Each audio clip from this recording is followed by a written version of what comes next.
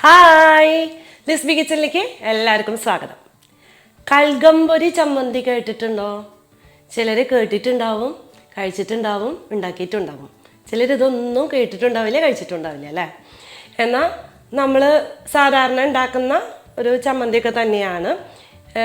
അതിൻ്റെ പ്രിപ്പറേഷൻ പല വിധത്തിലുണ്ട് കേട്ടോ. അപ്പോൾ ഇന്നത്തെ പ്രിപ്പറേഷൻ വളരെ സിമ്പിളായിട്ടുള്ള ഒരു പ്രിപ്പറേഷനാണ്.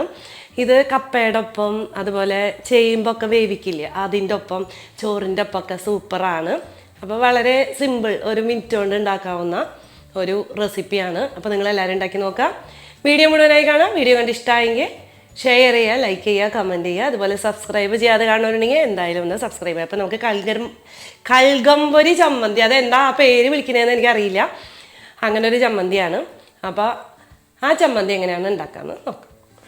ഞാനിവിടെ ഒരു 5-6 വറ്റൽ മുളക് എടുത്ത് വെച്ചിട്ടുണ്ട്. ഇത് നമുക്ക് പപ്പടം കമ്പി അതിലൊന്ന് കോർത്തെടുത്തിട്ട് ഒന്ന് ചുട്ടെടുക്കാം കേട്ടോ.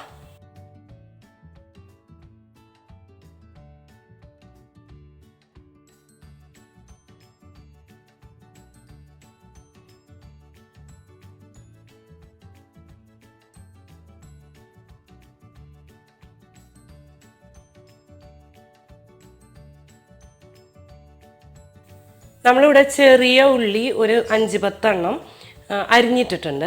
അതിലേക്ക് നമുക്ക് ഈ വറ്റൽമുളക് ചൂടാക്കിയത് ഇട്ട് കൊടുക്കാം. ഇനി നമുക്ക് വേണ്ടത് കുറച്ച് വാളൻപുളി, അതും കൂടി ചേർത്ത് കൊടുക്കാം. കുരുവില്ലാണ്ട് എടുക്കാം കേട്ടോ. സ്വല്പം ഉപ്പ്, പിന്നെ കുറച്ച് വെളിച്ചെണ്ണ. ഇനി നമ്മുടെ കൈ നല്ല വൃത്തിയാക്കിയിട്ട് കഴുകിയിട്ട് വേണം കേട്ടോ നന്നായിട്ടൊന്ന് തിരുമ്പിയെടുക്കാം.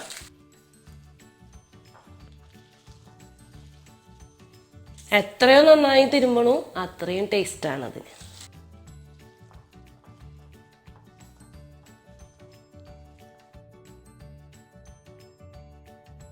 ഇതിങ്ങനെ തിരുമ്പെടുക്കുമ്പോൾ തന്നെ നമ്മുടെ കൽഗമ്പൊരി ചമ്മന്തിയുടെ ഒരു മണം ഉണ്ടല്ലോ, വെളിച്ചെണ്ണയും ചുട്ട മുളകിൻ്റെയും ഉള്ളിയുടെയും ഒക്കെ കൂടിയുള്ള ഒരു മണം, നല്ല മണമാണ്.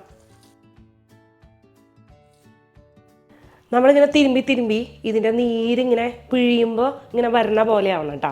അപ്പോഴാണ് ഈ ചമ്മന്തിക്ക് ടേസ്റ്റ് ഉണ്ടാവുക.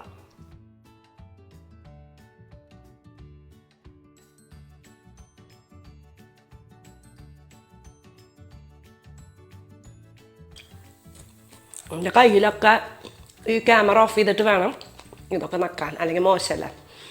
നല്ല ടേസ്റ്റാണ്. എന്നൊരു പിടിപിടിക്കാൻ പോവുക ഞങ്ങൾ ചോറിൻ്റെ കൂടെ കേട്ടോ. അപ്പോൾ ഓക്കെ, ഇതുപോലെ ഉണ്ടാക്കി നോക്കാം. അപ്പോൾ അടുത്ത വീഡിയോയിൽ കാണാം. ബൈ.